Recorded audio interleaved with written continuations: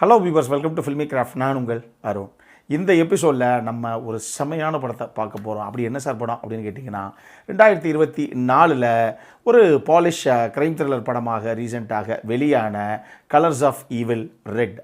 இப்போ இந்த படத்துடைய கதை என்ன அப்படிங்கிறத லைட்டாக இங்கே நம்ம பார்த்துடலாம். படத்துடைய ஆரம்பத்திலேயே மோனிகா அப்படின்னு சொல்லி ஒரு பொண்ணு நமக்கு காண்பிக்கப்படுறாங்க. அவங்க அந்த ஏரியாவில் இருக்கக்கூடிய ஒரு பாருக்கு போய் பார் டெண்டராக வேலை வேணும் அப்படின்னு கேட்குறாங்க. அங்கே இருக்கக்கூடிய ஆள், உங்களுக்கு ஏதாவது எக்ஸ்பீரியன்ஸ் இருக்கா அப்படின்னு கேட்டால், இல்லைங்க என்கிட்ட எக்ஸ்பீரியன்ஸே கிடையாது எதுவும், ஆனால் நான் கொடுத்த வேலையை கரெக்டாக பார்ப்பேன் அப்படிங்கிறாங்க. அவங்க எக்ஸ்பீரியன்ஸு இருந்தால் அப்புறமேட்டு வாங்க நாங்கள் வேலை தர்றோம் அப்படின்னு சொன்னால், சார் அதெல்லாம் ஒன்றும் பிரச்சனை இல்லை, இந்த பாரை எந்த அளவுக்கு எடுத்துகிட்டு போகிறேன் அப்படின்னு மட்டும் பாருங்கள் அப்படின்னு அவங்க சொல்கிறாங்க. அடுத்த சீனு தான், அதை நான் பின்னாடி உங்களுக்கு சொல்கிறேன். அதனால் ஒரு வழியாக அவங்களுக்கு அங்கே வேலை கிடச்சிருது. ஆனால் ஒரு நாள் அவங்களுடைய சடலம் கடற்கரை ஓரமாக அப்படி ஒதுங்கி கிடக்குது அப்படின்னு தகவல் வருது. யாருக்கு அப்படின்னா, அங்கே ப்ராசிக்யூட்டராக இருக்கிறவர் தான் நம்ம கதாநாயகன் அப்படியே சொல்லலாம். பால்ஸ்கி அவருடைய பேர். நேர அவர் தான் அந்த ஸ்பாட்டுக்கு போகிறாப்புல.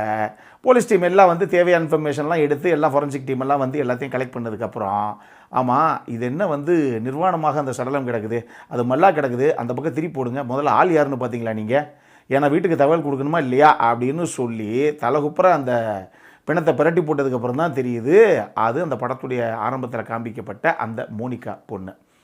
ஆனால் அந்த பொண்ணுடைய உதட்டை கம்ப்ளீட்டாக யாரோ வெட்டி எடுத்துருக்காங்க. இப்போ அந்த கொலகாரன் யார் அப்படிங்கிறது இவங்களுக்கு தெரியலை. ஆனால் நம்ம கதாநாயகன் அந்த இறந்து போன மோனிகா இருக்காங்க இல்லையா, அவங்களுடைய அம்மா ஒரு பேர் ஹெலினா. அவங்க அந்த ஏரியாவில் இருக்கக்கூடிய கோர்ட்டில் ஜட்ஜாக இருக்கக்கூடிய ஒரு லேடி. பார்த்துக்கோங்க, இதுதான் ஃபாரின். நம்ம ஊர்லெல்லாம் அப்பா சாதாரண ஒரு குடும்பத்தை சேர்ந்த நபராக இருந்தாருன்னா கூட பிள்ளைய எப்படியாவது முட்டு கொடுத்து இருக்கிற சொத்து பத்தெல்லாம் விற்றாது படிக்க வச்சு வேறு லெவலில் செட்டில் பண்ணி, பையன் ஏசி ரூமில் கால் மேலே கால் போட்டு உட்காரணுங்க அப்படின்னு லட்சிய கனவாக வாழ்கிறதா நம்ம இந்திய பெற்றோர்கள். அங்கே பார்த்தீங்களா, அம்மா கோர்ட்டில் ஜட்ஜாக இருப்பாங்க, பொண்ணு பார் டெண்டராக வேலைக்கு போய் நிற்க எங்கேயாவது. அதுதான் ஃபாரின்னு, அதுதான் அவங்களுடைய கலாச்சாரம். இப்போ அவங்க அம்மாவுக்கு இன்ஃபர்மேஷன் கொடுத்த உடனே இதுதான் என் பொண்ணு அப்படின்னு அவங்க அடையாளம் காமிச்சிருவாங்க. ஆனால் மேட்ரு என்ன அப்படின்னா, நம்ம கதாநாயகனை பொறுத்தளவுக்கு ஒரு ஜட்ஜுடைய பொண்ணுக்கு இப்படி ஒரு நிலைமை அப்படிங்கும்போது நம்ம மேலே இருக்கக்கூடிய மதிப்பு, காவல்துறை மேலே இருக்கக்கூடிய மதிப்பு போயிடக்கூடாது அப்படின்னு அவரே ஒரு பர்சனல் இன்ட்ரெஸ்ட் எடுத்து, உண்மையாக இதுக்கு முன்னாடி இந்த மாதிரி சம்பவம் நடந்திருக்கா அப்படின்னா 15 வருஷத்துக்கு முன்னாடியே இந்த மாதிரி ஒரு சம்பவம் நடந்திருக்கு, அதுக்கப்புறமும் இந்த மாதிரி ஒரு சம்பவம் ஒன்று நடந்தது, ஆனால் அதுக்கு காரணமான ஆளை கடைசியாக நாங்கள் பிடிச்சிட்டோம் அப்படிங்கிற மாதிரி ஒரு விஷயம் அவருக்கு தெரிய வரும்போது, நம்ம அந்த பொண்ணுடைய அம்மா இருக்காங்க இல்லையா ஜட்ஜு, அவங்க சைடில் இருந்தோம் எப்படியாவது இந்த கேஸை க்ளோஸ் பண்ணணும், முக்கியமாக என் மகளுடைய மரணத்துக்கு காரணமான அந்த கொலைகாரன் யார் அப்படிங்கிறத நீங்கள் கண்டுபிடிச்சே ஆகணும் அப்படிங்கிற ஒரு ப்ரெஷர் வரும்போது, இதுக்கப்புறம் இந்த கதையில் என்ன தான் நடந்தது, இதுதான் இந்த படத்துடைய மொத்த கதையை. இந்த படத்தை பொறுத்தளவுக்கு ஆக்சுவலாக அங்கே இருக்கக்கூடிய ரைட்டரு 3 புக் எழுதியிருக்காப்புல. இதில் முதல் புக்கை தழுவி எடுக்கப்பட்ட ஒரு படம் தான் இது. நல்ல ஒரு ரைட்டிங் அப்படின்னு தான் நான் சொல்லுவேன். இன்ஃபேக்ட் இந்த கதையில் ஒரு சில அன்ஆன்சர்டு கொஸ்டின்ஸும் இருக்குது. உதாரணத்துக்கு, இப்போ ஹீரோ ஒரு நபரை பிடிக்கிறாரு அப்படின்னு வச்சுக்கோங்களேன், அந்த நபருக்கும் இப்போ நடக்கக்கூடிய அந்த கொலைகளுக்கும் ஒரு சம்பந்தம் இருக்குது அப்படின்னே வச்சுக்கோங்களேன். காட்சி அமைப்பில் அப்படி தான் இருக்குது அப்படின்னே கூட எடுத்துக்கோங்க. ஆனால் அதுக்கு முன்னாடியே, அதாவது இந்த கேஸில் மாட்டுறதுக்கு முன்னாடியே அந்த குறிப்பிட்ட நபர் ஏற்கனவே 1-2 கேஸில் இன்வால்வ் ஆகிருக்கலாம், அவர் ஏதாவது கொலைகளை பண்ணியிருக்கலாம். இப்போ நடந்த இந்த சம்பவத்தை மட்டும்தான் விசாரித்து என்ன அப்படின்னு போவாங்களே தவிர, இதுக்கு முன்னாடி அவர் என்ன பண்ணார், அந்த பாடிஸ் எல்லாம் எங்கே அப்படிங்கிறதெல்லாம் பெருசாக பேசியிருக்க மாட்டாங்க. இந்த மாதிரி இந்த கதைக்கு என்ன தேவை, இது கரெக்டாக நம்ம எடுத்துகிட்டு போகிறோமா அப்படிங்கிற அந்த லாஜிக் மேட்டரில் மட்டும் இவங்க போயிட்டாங்க. முன்னாடி இருக்கக்கூடிய ஒரு சில விஷயங்கள்லாம் இவங்க இன்னும் ப்ராப்பராகவே ஆன்சர் பண்ணியிருக்கலாமோ அப்படிங்கிற மாதிரி எனக்கு தோணுச்சு. அது நீங்கள் படம் பாருங்கள், உங்களுக்கு தெரியும். முதல் எக்ஸ்பெக்டேஷனை கிளியராக இங்கேயே நான் செட் பண்ணிடுறேன். இந்த படம் க்ரைம் ட்ராமா இல்லை க்ரைம் த்ரில்லர் படங்கள் விரும்பி பார்க்கக்கூடிய ரசிகர்கள் தாராளமாக பார்க்கலாம். நம்ம வேவ்லென்த் ரசிகர்கள்லாம் கண்டிப்பாக இந்த படத்தை பாருங்கள். கொஞ்சம் ஸ்லோ ட்ராமா, ஆனால் சூப்பரான ஒரு படம் இது. நான் சொன்ன மாதிரி ஒரு சில விஷயங்கள் இது என்ன சொல்லியிருக்கலாமே எங்கள் ப்ராப்பராக அப்படின்னு தோணுனா கூட டெஃபினட்டாக ஒரு ஒர்த்துவாச்சு படம் இது. நம்ம எதிர்பார்க்காத ட்விஸ்ட்டுக்கு மேலே ட்விஸ்டான ஒரு சில சம்பவங்கள் டுவர்ட்ஸ் கிளைமேக்ஸில் போகும்போது இருக்கும். அதெல்லாம் மொத்த படமாக பார்க்கும்போது இல்லைங்க, 1-2 விஷயம் போனாலும் பரவாயில்ல, இது சூப்பராக இருக்குல்ல அந்த படம் அப்படிங்கிற ஒரு ஃபீல் ஒன்று உங்களுக்கு டெஃபினட்டாக கிடைக்கும். ஸோ நீங்கள் தாராளமாக பார்க்கலாம். இந்த படம் நம்ம சைட்லேருந்து ஒரு ஹைலி ரெக்கமெண்டட் படம் அப்படின்னே நீங்கள் எடுத்துக்கலாம். இந்த படத்தை பொறுத்தளவுக்கு எல்லாருமே எடுத்துக்கிட்ட அந்த கதாபாத்திரத்தை அந்தளவுக்கு நேர்த்தியாக இன் டேர்ம்ஸ் ஆஃப் பர்ஃபார்மன்ஸ் கொண்டு வந்திருந்தாங்க. குறிப்பாக ஒரு 2-3 சீனை நீங்கள் சொல்லி ஆகணும். நம்ம அந்த இறந்து போன மோனிகா பொண்ணுடைய அம்மா இருக்காங்களே அந்த ஜட்ஜு, அவங்கள ஒரு சீனுக்கு நீங்கள் வாங்கன்னு சொல்லி நம்ம கதாநாயகன் ஒரு ப்ராசிக்யூட்டர் இருப்பார், அவர் தான் கூட்டு வருவாப்புல.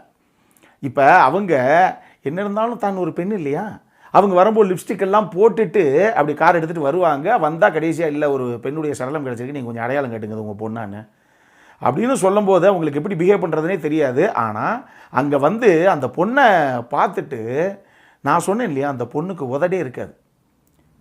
பார்த்து இவங்களுக்கு எப்படி ரியாக்ட் பண்ணுறது அப்படின்னே தெரியாது. ஆமாம் இது என் பொண்ணு தான் அப்படின்னு சொல்லிடுவாங்க. எல்லாமே வெறும் சைகையில் தான் இருக்கும். ஆமாம் இது என் பொண்ணு தான் அப்படின்றவாங்க. சரி நீ கையெழுத்து போட்டு கொடுங்கன்னா கையெழுத்து போடணும், அந்த இடத்துல என்னென்ன ஃபார்மாலிட்டிஸ் வேணுமோ கையெழுத்து போட்டு கொடுத்துட்டு காருக்கு வந்துடுவாங்க.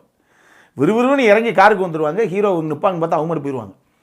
சரி ஓகே, நான் அவர் பின்னாடியே அந்த அம்மா போகிறதுக்குள்ளே எதுவும் கேட்கணுங்கிறதுக்கு அப்படி இறங்கி வருவார். வந்தால் காரில் உட்காந்து ஒரு தாயாக நம்ம ஒரு பெண் அதனால் லிப்ஸ்டிக் எல்லாம் போட்டு அழகாக தெரியணுங்கிறதுக்காக வந்தோம் அப்படின்னு வந்துட்டு தான் பொண்ணுக்கு உதடே இல்லை அப்படிங்கிற விஷயத்தை கண்கூராக பார்த்ததுக்கப்புறம் காரில் உட்காந்து கதறி அழுது அந்த லிப்ஸ்டிக்கை துடைக்கக்கூடிய காட்சி ஒன்று இருக்குது. அதெல்லாம் ரொம்ப உணர்வுபூர்வமாக வைக்கப்பட்ட ஒரு காட்சி.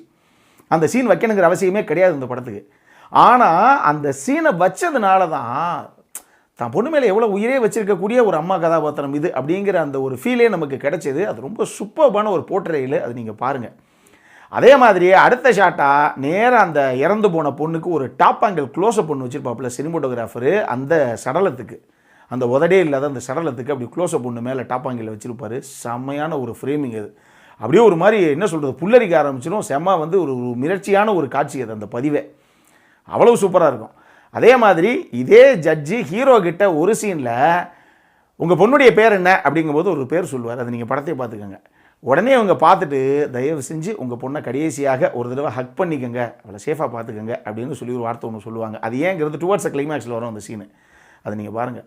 இது எல்லாமே ஒரு க்ரைம் ட்ராமா, ஒரு க்ரைம் த்ரில்லர் பார்த்துட்ருக்கீங்கிறதையும் தாண்டி ரொம்ப உணர்வுபூர்வமான ஒரு சில காட்சிகள் உள்ளே வைக்கப்பட்டிருக்கும். அந்த சூப்பர்பான போர்ட்ரேயல் இது எல்லாமே.